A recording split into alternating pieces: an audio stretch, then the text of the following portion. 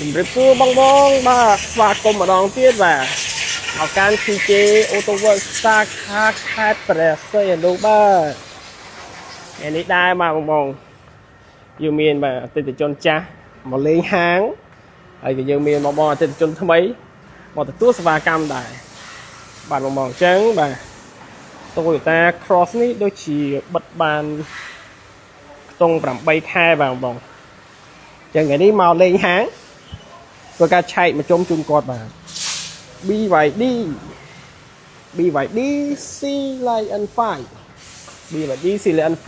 5បាទកំពុងតែធ្វើការកាត់ស្កុតបាទវាស់វែងថ្ងៃនេះគឺលេងខ្នាតធំតែម្ដងបាទចឹងបាទ BYD នេះគឺបាន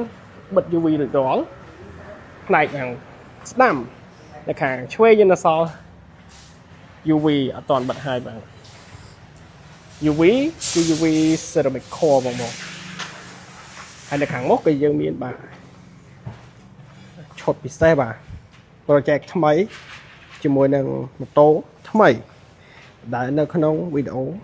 ក្រោយបាទតែយើងសូមលាក់វីដេអូមួយសិនហើយក៏យើងមាន scoop 2គ្រឿងដែរចឹងនេះគឺយើងមានម៉ូតូ2គ្រឿងបាទបងបង